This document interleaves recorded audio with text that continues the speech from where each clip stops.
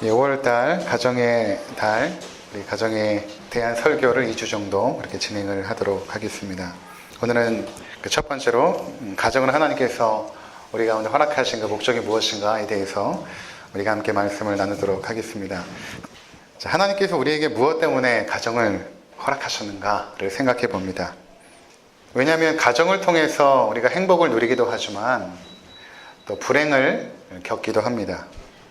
혼자 사는 것이 편하고 좋은데 왜 굳이 하나님은 가정으로 우리를 묶어두시는가? 그런 원론적인 질문을 우리가 던지면서 시작을 해보고 싶었습니다. 하나님이 창조하신 세계는 완벽했죠. 하나님 보시기에 좋았습니다. 예술가이신 하나님께서 창조하셨기에 그 모든 것들이 너무나 아름다울 수밖에 없었던 것입니다. 그런데 하나님 보시기에 좋지 못한 것이 있었습니다. 그것이 무엇인가? 어떻게 하나님이 창조하신 모든 세계 가운데 좋지 못한 것이 있을 수 있을까? 그런데 좋지 못한 것이 있었다라고 말하고 있습니다. 창세기 2장 18절에 보면 하나님이 모든 만물을 지으시고 보시기에 좋았더라. 보시기에 심히 좋았더라. 그렇게 말씀하시다가 아담이 혼자 독처하는 것이 좋지 못하더니 이렇게 말씀하십니다. 아담이 혼자 살아가는 것이 좋지 않게 보였던 것입니다. 그렇다면 왜 하나님께서 완벽하신 분인데 왜 무엇 때문에 좋지 못한 상태로서의 아담을 창조하셨을까? 모든 것은 완벽한데 왜 아담을 좋지 못한 상태로 창조하셨을까? 그것은 하와라는 한 여인을 통하여 그와 연합하게 하심으로 하나님께서 둘을 하나로 묶어서 뭔가 하나님께서 목적하신 것이 있었던 것입니다. 하나님께서 이 남자와 여자를 둘이 하나를 묶음으로 하나님의 목표, 하나님의 목적이 있었다는 것입니다. 그것이 무엇일까? 그것을 우리가 생각해 보고자 하는 것입니다. 많은 사람들이 가정을 꾸리는 이유는 행복이라고 생각을 합니다. 행복하기 위해서 결혼도 하고 행복하기 위해서 자녀도 낳고 그렇게 생각을 하죠. 근데 성경은 좀 다릅니다. 이것을 우리가 이해하는 것이 이 시간에 가장 중요한 것입니다. 하나님께서 가정을 주신 목적을 이해하지 않으면 우리가 사실 대부분의 삶의 여정들을 가족들과 함께 보내는데 가족 내에서 이루어지는 모든 삶의 모습들을 이해하지 못합니다. 이것을 이해하지 못하면 그래서 이 부분이 굉장히 중요한 것입니다. 가정의 목적을 행복으로 생각하면 가정 안에서 이루어지는 우리의 삶의 많은 부분을 이해하기가 어렵습니다.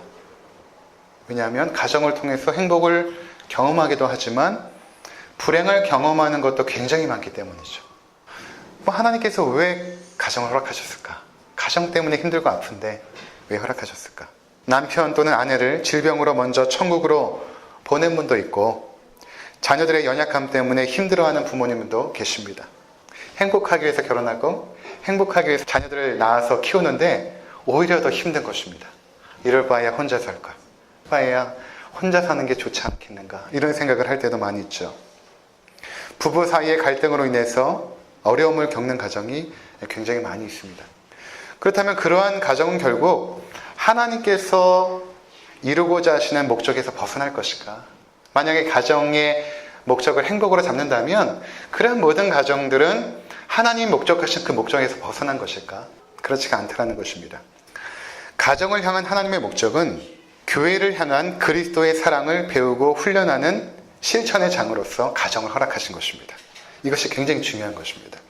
하나님께서 가정을 왜 허락하셨는가? 그것은 그리스도께서 그의 성도들을 어떠한 사랑으로 사랑하시는가를 우리가 배우고 실천하는 장으로서 가정을 허락하신 것입니다. 그래서 가정은 이 땅에 한시적으로 존재하죠. 천국에는 가정이 없습니다. 우리가 현실적인 이 세상의 삶을 살아가는 동안만 가정이 있습니다. 천국에는 아버지도 없고 어머니도 없고 또 친척들도 없습니다. 그저 모두가 형제와 자매죠. 이 땅에서 한시적으로 허락하신 것입니다. 너희가 가정을 이루고 생활을 하면서 그리스도께서 너희를 어떠한 사랑으로 사랑하셨는지를 너희가 깨닫고 배우고 체험하고 그리고 너희가 그리스도께 받은 그 사랑을 너희 가정을 통하여 연습하고 훈련하고 실천하고 그리고 마침내 내 곁에 오너라 라는 목적으로 하나님께서 이 땅에 가정을 주신 것입니다.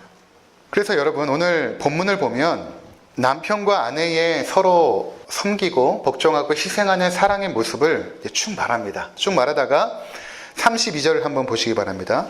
에베소서 5장 32절 이 비밀이 크도다. 나는 그리스도와 교회에 대하여 말하노라. 지금 남편과 아내의 관계에 대해서 말하다가 갑작스럽게 성경은 나는 지금 그리스도와 교회에 대하여 말한다 라고 말하고 있는 것입니다. 이것이 무슨 말일까? 구약 때부터 하나님께서는 그의 백성을 삼으실 때 언약이라는 방식으로 삼으시죠. 언약은 인격과 인격체가 만나서 두 사람의 관계를 법적인 양식으로 묶어버리는 것입니다. 내가 너희의 하나님이 되겠고 너희는 나의 백성이 될 것이다. 이렇게 언약의 관계로 이 둘 사이를 묶습니다. 그리고 하나님은 그의 백성을 뭐라고 칭하셨냐 하면 나의 신부다 이렇게 칭하십니다. 나의 신부다. 그리고 하나님의 백성들은 하나님을 뭐라고 섬겼냐면 우리의 신랑, 우리의 남편. 그래서 때때로 이스라엘 백성들이 하나님의 품을 떠나고 죄악 가운데 거하면 하나님께서 뭐라고 말씀하시냐면 나의 아내, 나의 신부들이 간음하였다. 그들이 우상 숭배를 하는 것은 남편을 떠나 간음한 것이다 이렇게 말씀하십니다. 왜 구약 때부터 하나님은 그의 백성들과의 관계를 부부 관계로 설정하셨을까? 그리고 이제 신약 시대에 오면 오늘 우리가 이렇게 성찬식을 거행했지만 예수님께서 십자가를 지시기 전에 떡과 잔을 떼시면서 뭐라고 말씀하시냐면 지금 행하고 있는 이 성찬 예식은 바로 너희를 나의 백성으로 삼는 새 언약이다 이렇게 말씀하십니다. 새 언약이다.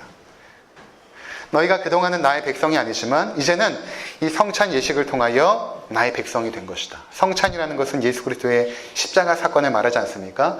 내가 십자가 사건을 통하여 너희의 모든 죄를 사하고 너희를 나의 백성으로, 즉 너희를 나의 신부로 삼을 것이다. 나의 아내로 삼을 것이다. 그래서 그리스도께서 교회의 신랑이 되어주시는 것입니다. 그래서 요한계시록에 보면 요한계시록 맨 마지막 장에 하늘로부터 새 예루살렘이 내려오는데 새 예루살렘이 내려오면서 거기에 먼저 이미 천국에 입성한 우리 성도들도 함께 이렇게 내려옵니다. 내려오는데 뭐라고 표현하냐면 신부가 신랑을 위하여 단장한 것 같더라 이렇게 말합니다. 신부가 신랑을 위하여 단장한 것 같더라. 즉 이미 천국에 간 우리 성도들은 신랑 되신 예수 그리스도와 함께 신부가 되어서 아름다운 모습으로 있다라는 것입니다. 마찬가지로 우리도 이 땅에서 살아가면서 그리스도의 신부로 살아가고 있는 것이죠. 그래서 그리스도와 교회의 관계는 그 비밀의 관계는 어디에 심겨져 있냐면 부부 관계 속에 심겨져 있습니다. 이것이 굉장히 큰 비밀이라고 성경은 말하고 있죠. 이 비밀이 크도다. 그리스도께서 교회를 어떻게 사랑하시고 자신을 어떻게 주셨고 지금도 어떤 사랑으로 사랑하시는지를 우리가 깨닫게 되는 실천의 장이 어디인가? 바로 가정이라는 것입니다. 부부관계 그리고 부모와 자녀관계를 통하여 그리스도의 그 풍성한 은혜의 사랑들을 우리가 체험하고 경험하게 된다는 것입니다. 자, 그래서 한번 보시면 부부 사랑의 근거를 그리스도께서 교회를 사랑하는 것이다 이렇게 말하고 있습니다. 에베소서 5장 22절에서 23절 우리 함께 읽도록 하겠습니다. 아내들이여 자기 남편에게 복종하기를 주께 하듯 하라. 이는 남편이 아내의 머리됨이 그리스도께서 교회의 머리됨과 같으니 그가 바로 몸의 구주시니라. 그러므로 교회가 그리스도에게 하듯 아내들도 범사에 자기 남편에게 복종할지니라. 아멘. 아내들이 남편에게 복종하는 모습, 순종하는 의미죠.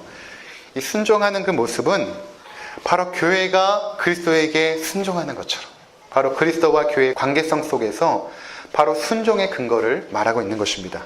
또 25절부터 함께 보시면 5장 25절 남편들아 아내 사랑하기를 그리스도께서 교회를 사랑하시고 그 교회를 위하여 자신을 주신 같이 하라. 남편이 아내를 사랑하는 그 근거가 무엇이고 그 모델이 무엇인가? 그것은 그리스도께서 그의 성도를 위하여 기꺼이 자신의 몸을 희생 제물로 드리지 않았는가? 자신을 희생하면서 헌신하면서 그의 백성의 죄를 사하고 그의 백성으로 삼지 않았는가? 바로 그 희생적인 사랑이 남편이 아내를 사랑하는 모델이요 근거가 된다는 것입니다. 근데 이것은 단지 부부 사이에만 국한된 것이 아닙니다. 그 가정생활에 이루어지는 모든 관계성은 바로 그리스도와 교회의 관계성 속에서 돌출이 되어지는 것입니다. 6장에 가면 에베소서 6장 1절을 우리 함께 읽도록 하겠습니다. 시작. 자녀들아 주 안에서 너희 부모에게 순종하라. 이것이 옳으니라. 자녀들이 부모님께 순종할 때도 그냥 순종하는 것이 아니라 주님 안에서. 무슨 의미입니까?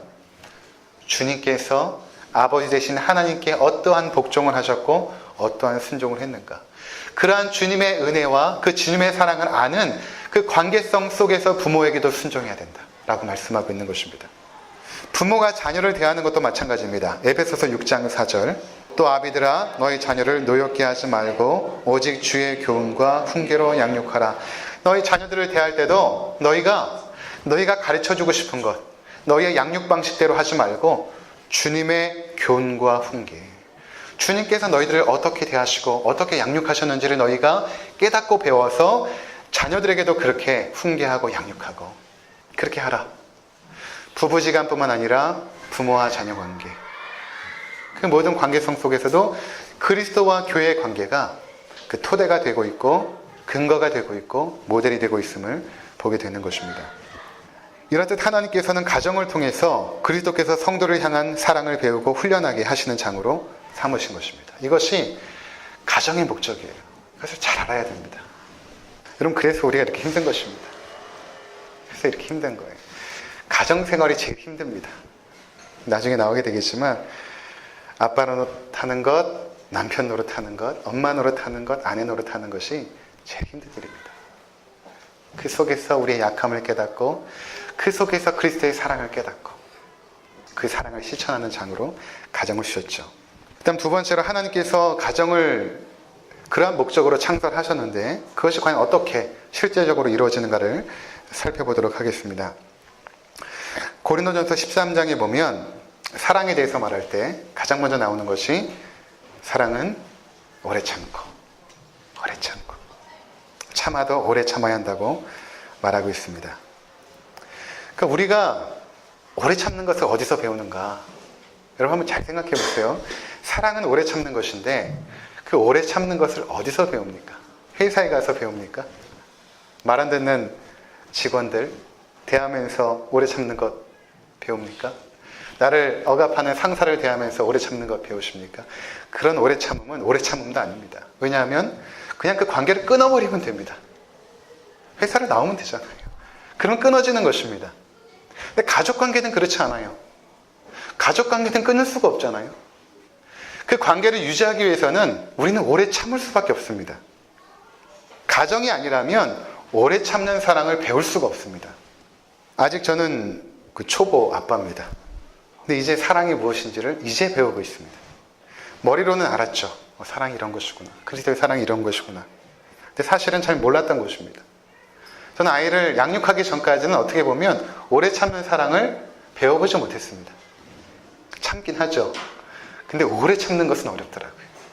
성경을 사랑할 때 오래 참아야 할 일들이 있다는 것을 알려줍니다. 왜 사랑하는데 오래 참을 일이 있겠습니까?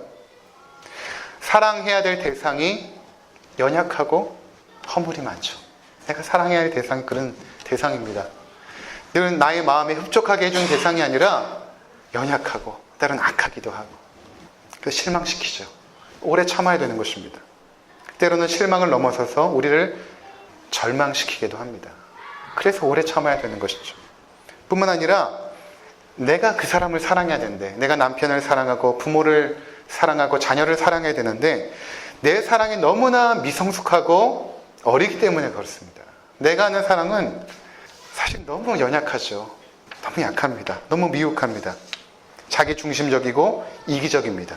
그래서 이타적인 사랑으로 오래 참는 사랑으로 나아가기까지는 참으로 연습과 훈련이 필요하죠. 자식을 위해서 무언가를 이렇게 막 해주는 것보다 오래 참아주는 것이 사랑입니다. 오래 참아주는 것이 사랑입니다. 그리고 우리는 참으면서 우리는 기대하죠. 하나님을 기대하고 또 하나님께서 상대방을 내가 사랑하는 그 대상을 어떻게 변화시킬까를 우리는 기대합니다. 오래 참으면서 기대하는 것입니다. 자녀를 양육하면서 점점 깨닫게 되는 것은 우리가 해줄 것이 별로 없습니다. 조금만 이제 크면 학교 다니기 시작하면 부모의 품을 떠나서 거의 하루에 3분의 2 이상을 바깥에서 생활하지 않습니까? 자녀들이 기대고 의지할 수 있는 든든한 버팀목이 되어주는 것 외에 그리고 그들이 가장 힘들어할 때 의지할 수 있는 그러한 든든한 나무가 되어주는 것 외에는 우리가 해줄 것들이 별로 없음을 깨닫게 됩니다. 그 과정 속에서 우리가 해야 될 것은 무엇인가 하면 오래 참는 것입니다. 오래 참아야 되는 것입니다. 하나님도 우리를 오래 참으셨습니다. 이기적이고 자기중심적이고 교만했던 우리를 오래 참아주셨습니다. 부끄럽고 감추고 싶었던 지난 시절의 죄악된 모습을 하나님은 참아주셨죠. 그리고 하나님께서는 우리가 스스로 깨닫고 돌이킬 때까지 기다리셨습니다. 그 안타까운 마음을 부여잡고 기도하신 것입니다. 그래서 이러한 하나님의 그 오래 참는 사랑을 누가복음 15장의 집 나간 탕자의 비유를 통하여 우리 가운데 교훈해 주시죠. 자신의 재산을 달라고 하는 그 패역한 아들, 그리고 그 재산을 가지고 집을 나가버립니다. 그것을 다 탕진하죠. 화랑방탕합니다. 근데 아버지가 그것을 막을 수 없었을까요? 이 아버지는 굉장히 부유하고 권력 있는 아버지입니다.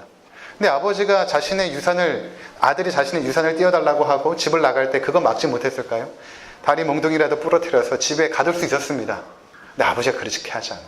가게 합니다. 화랑방탕하게 살 때 자신의 종들을 풀어다가 잡아올 수 있었죠. 그렇게 하지 않습니다. 그렇게 살라고 보내줍니다. 왜 그랬을까? 왜 아버지가 그랬을까? 우리들은 목이 곱고 너무나 강팍해서 스스로 설복당하기 전까지는 실제적으로 움직이지 않죠. 우리 자녀들도 그렇지 않습니까? 스스로 깨닫기 전까지는 변화가 일어나지 않습니다. 그러면 계속해서 가르치고 때리고 훈련하면 될까? 그렇지 않습니다. 그렇다고 사람이 변화가 되지 않아요. 그렇게 지독히 말 안 듣는 우리 남편, 여러분 그렇게 잔소리한다고 변합니까? 안 변합니다. 내 아내, 그 변하지 않는 그 아내에게 아무리 남편들이 이야기해도 변합니까? 변하지 않습니다. 스스로 깨닫기 전까지는 변하지 않는 것이 우리 인간입니다. 그러니까 아버지가 그렇게 해서 되지 않는 것을 알았던 거예요. 때려서도 안 되고 강압해서 집에 둔다고 해서 그 패역한 아들이 변할 것이라고는 생각하지 않은 것이죠. 그래서 보내줍니다. 그리고 아버지가 뭘 하냐면 그날부터 문 앞에서 기다리기 시작합니다. 그날부터 돌아올 때까지 기다립니다. 나중에 그가 돌아왔을 때 저쪽에서 상거가 먼데 그 아들이 조그만 점처럼 보이는 그 순간에 아버지가 맨발로 뛰어나가서 아들을 얼싸안고 집으로 데려오죠. 그것이 아버지입니다. 하나님 아버지께서 우리를 그렇게 기다리신 것입니다. 그래서 나중에 아들이 깨닫습니다. 쥐염 열매로, 돼지가 먹는 쥐염 열매로 배를 채우면서 뭐라고 그가 마음속으로 이야기하냐면 내 아버지 집에는 먹을 것이 얼마나 많은가. 종들도 먹을 것이 많고 풍족하게 사는데 내가 여기서 이렇게 굶주려서 죽는구나. 내가 아버지에게 돌아가야겠다. 이렇게 말합니다. 그리고 뭐라고 그가 속으로 생각하냐면 내가 아버지에게 가서 이렇게 말해야지. 아버지 나를 이제는 아들로 마시고 그냥 종처럼 대해주십시오. 내가 아버지의 종처럼 살겠습니다. 그렇게 말합니다. 그러니까 이 아들이 무엇을 깨달았냐면 아버지 품에 있는 것이 가장 큰 행복이구나. 아버지 품에 있는 것이. 그 아버지의 재산과 풍족한 그런 것들이 자신의 삶을 행복하게 하는 것이 아니라 그냥 아버지의 종이 되어도 좋다. 그냥 아버지와 함께 있는 삶이 가장 행복한 삶이었구나라고 스스로 깨닫고 돌아옵니다. 그러니까 아버지가 그때까지 기다리신 것이죠. 그러니까 하나님도 우리를 그렇게 기다리십니다. 오래 참고 기다리시죠. 그리고 기대하고 소망합니다. 그 집 나간 아들을 위하여 계속해서 기도하죠. 하나님 돌아오게 하옵소서. 그리고 기다리시고 참을 잃지 못하는 그 아버지의 사랑. 그 아버지의 사랑으로 우리를 기다리신 것입니다. 그 오래 참은 그 사랑. 아버지의 사랑과 인격 앞에 스스로 무릎 꿇을 때까지 기다리시는 것입니다. 예수님께서도 죄인인 우리를 오래 참으셨죠. 십자가를 앞두고 그의 사랑스러운 제자들이 싸우기 시작합니다. 주님께서 이제 왕에 오르시면, 그들은 예수님께서 왕에 오를 거라고 믿었거든요. 왕에 오르시면 저는 오른쪽에, 저는 왼쪽에 그렇게 앉혀주십시오. 자리 다툼을 합니다. 주님께서 나무라지 않으세요. 안타까워하십니다. 그냥 안타까워하십니다. 수제자 베드로가 닭 울기 전에 예수님을 3번 부인하죠. 예수님 미리 아셨습니다. 그렇다고 베드로를 내어쫓지 않으셨습니다. 안타까운 마음으로 말씀하시죠. 네가 닭 울기 전에 3번 나를 부인할 것이다. 베드로는 아닙니다. 주님 내가 죽기까지 주님을 쫓아가겠습니다. 예수님은 아니다.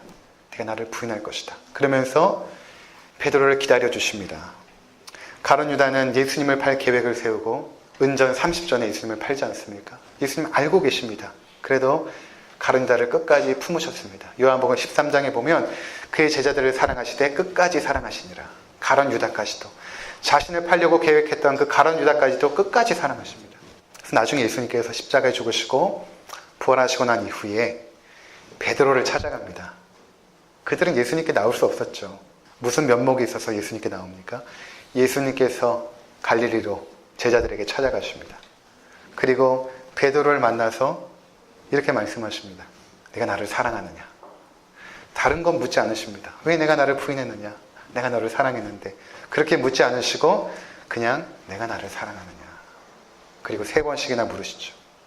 그리고 베드로는 주님, 내가 주님을 사랑합니다. 그 베드로의 고백은 이전의 고백과는 틀립니다. 이전에 내가 주님이 죽는 데까지 따라가겠습니다 라는 것과는 전혀 틀리죠. 그 주님의 그 사랑 앞에 베드로는 무릎을 꿇게 됩니다. 그리고 내가 주님을 사랑합니다. 나중에 베드로는 자신의 생명이 닿을 때까지 복음을 증거하다가 그렇게 순교하게 됐죠. 그렇게 주님께서도 우리를 오래 참으신 것입니다. 그의 제자들을 오래 참으신 것입니다. 오래 참는 사랑만이 사람을 변화시킵니다. 오래 참는 사랑만이 사람을 변화시킬 수 있습니다. 이 참는 것은 분노의 감정을 억제하고 억압하는 것과는 다릅니다. 억제된 감정은 또 다른 분노의 감정으로, 분노의 어떤 형태로 표출되게 됩니다. 그런 것이 아니라 이 참는 것은, 참는 사랑은 기다려주는 것입니다. 기다려주는 것입니다. 하나님을 기대하고 하나님께서 그 사람을 어떻게 변화시킬까를 기대하고 기도하고 소망하는 것입니다. 이것이 하나님의 백성이 할 수 있는 가장 적극적인 사랑입니다. 우리는 사랑이라는 것은 뭔가 막 행동하고 보여주는 거라고 생각하지만 잠잠히 기다려주는 것, 오래 참고 기다려주는 것, 이것이 가장 적극적인 사랑이라고 성경은 말하고 있는 것입니다. 하나님께서 우리의 부모님을, 우리의 남편을, 우리 아내를, 그리고 사랑스러운 자녀들을 세워주실 때까지, 하나님의 사람으로 세워주실 때까지 기도하고 기대하고 그렇게 소망하는 것입니다. 그럴 때 하나님께서 우리가 기대한 것 이상으로 내가 사랑하는 가족들을 변화시킵니다. 내가 기대한 것 이상으로 하나님께서 역사하십니다. 그래서 이 믿음이 있을 때에 우리는 오래 참을 수 있습니다. 고린도전서 13장에 사랑은 계속해서 이렇게 말하죠. 사랑은 온유한 것입니다. 사랑은 시기하지 않습니다. 사랑은 교만하지 않습니다. 무례히 행하지 않습니다. 자기의 유익을 구하지 않습니다. 여러분, 이러한 사랑의 모습들을 과연 우리가 어디에서 실천할 수 있겠습니까? 가정밖에 없습니다. 다른 곳에서는 배울 수가 없는 것입니다. 여러분, 아기를 보는 것보다 밭일하는 것이 쉽습니다. 키워보신 분들은 잘 아실 것입니다. 저의 경우에 남편 역할, 아빠 역할 하는 것보다 목사 일이 훨씬 쉽습니다. 가장 어려운 것이 가정에서의 역할입니다. 바깥에서는 좋은 사장님이고 부장님일지 모르지만 가정에서 좋은 아빠이고 좋은 남편이기는 어렵죠. 교회에서 신실한 권사님이고 집사님이 되기는 어렵지 않습니다. 그러나 가정에서 신실한 아내이고 신실한 엄마이기는 어렵습니다. 근데 여러분, 우리가 알아야 될 것은 가정에서의 모습이 진짜 우리 모습입니다. 바깥에서 보여주는 것, 그것은 우리가 감출 수 있어요. 그렇게 보이게 할 수 있습니다. 근데 그것은 우리의 모습이 아닙니다. 그것은 가면입니다. 나의 진짜 모습은 가정에서 보여지죠. 그래서 우리가 늘 절망하는 것입니다. 내 사랑이 이것밖에 안 되는가? 내 앞에 있는 사람을 이렇게밖에 사랑하지 못하는가? 내 사랑이 이렇게 자기중심적이고 이기적인가? 그 속에서 그리스도의 사랑을 깨닫게 되는 것이죠. 이런 사랑을 주님은, 이런 나를, 이렇게 부족한 나를 주님은 어떻게 나를 사랑하시는가? 그것도 자기 몸을 주시기까지. 그 사랑을 깨닫게 되는 곳이 가정이고 그 사랑을 실천하는 장소가 가정인 것입니다. 여러분, 엄마들 무섭죠? 언제 무섭냐면 자식의 문제 앞에서 엄마들 무섭습니다.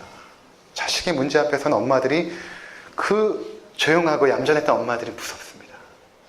한 번도 눈물을 흘리지 않던 아버지들이 언제 우시는지 압니까? 사업이 실패해도 아빠들이 울지 않거든요. 사업이 실패해도 아빠들 울지 않습니다. 아무리 어려운 순간에도 아빠들 울지 않아요. 근데 자식 문제 앞에서는 아빠들이 웁니다. 근데 그러한 애틋한 사랑을 우리가 어디서 배우고 어디서 실천할 수 있겠는가? 엄마들이 자식 문제 앞에서는 자기 목숨을 걸고 달려듭니다. 그 희생적인 사랑을 가정에서밖에 우리는 배울 수가 없다는 것입니다. 아, 그리스도의 사랑이 이렇게 하는 것이구나. 그리스도께서 나를 위하여 이렇게 희생하셨는데 나도 자식을 낳아 살다 보니까 그렇게 희생하고 있는 것이죠.